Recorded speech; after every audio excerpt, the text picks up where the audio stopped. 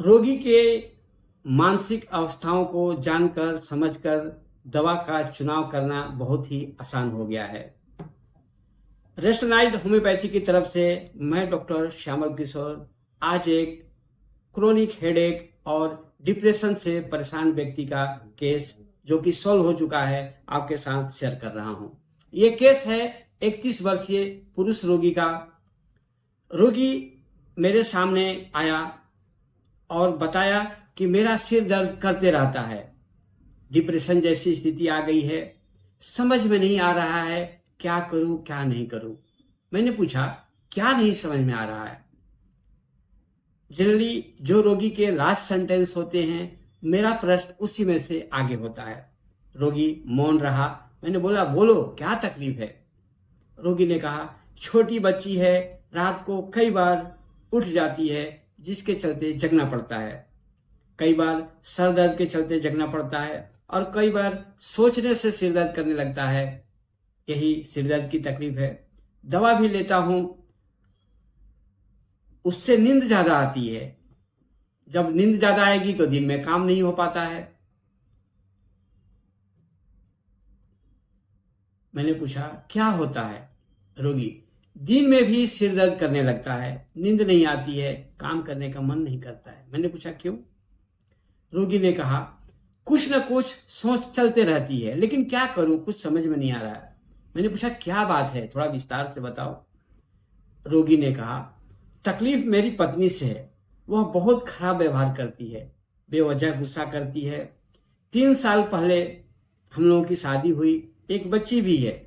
वह पत्नी घर में कुछ काम नहीं करती है, सब काम मुझे ही करना पड़ता है।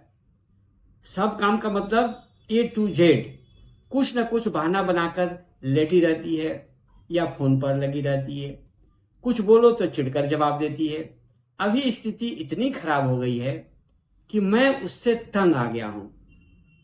कई बार मैंने लोगों से सलाह लिया क्या करूं, सबने कहा अलग हो जाओ।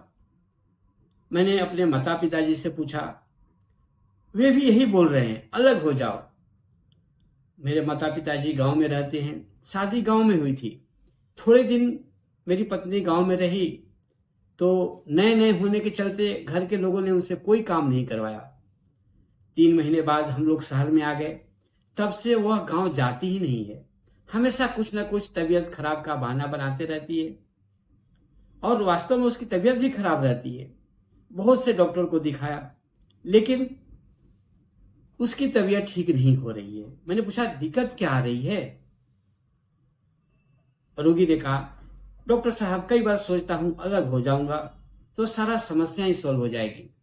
वह बोलती भी है कि तुमको मेरे साथ नहीं जम रहा है, मतलब तुमको हमारे साथ अलग अच्छा नहीं लग रहा है, तुम अलग हो जाओ।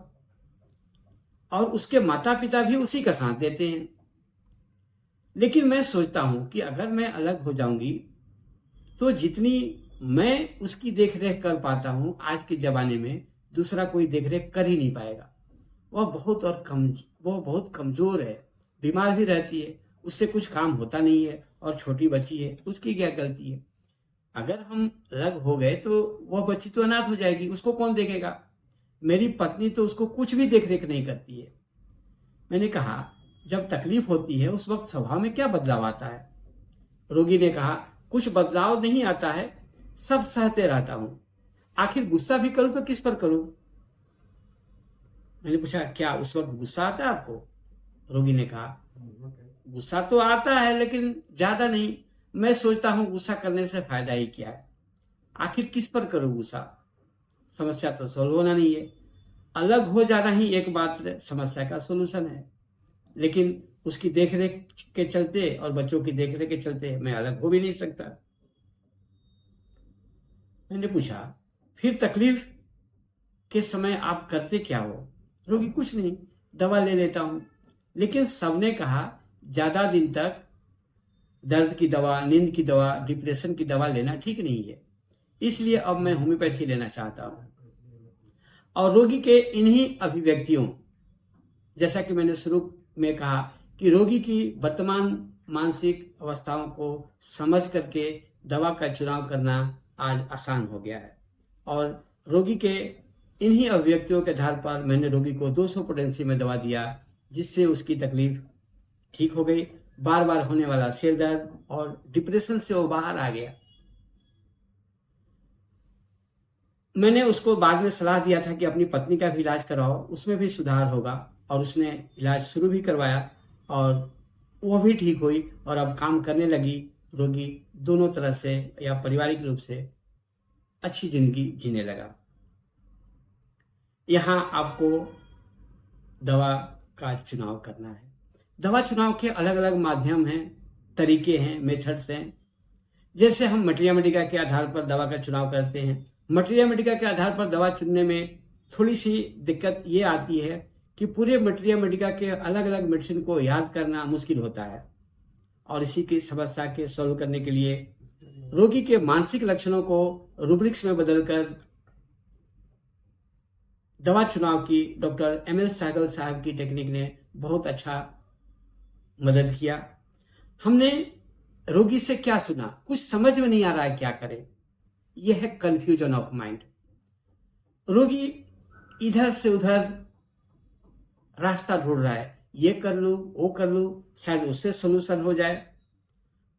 मतलब मान के चलिए कि रूम अंधेरा हो और बाहर निकलना हो, रास्ता मालूम नहीं हो, तो आदमी क्या करता है, टटोलता है, इधर दरवाजा है, इधर दरवाजा है, इधर दरवाजा है। मतलब बाहर निकलने के लिए रास्ता टटोलना। ये हुआ groping as if in the dark.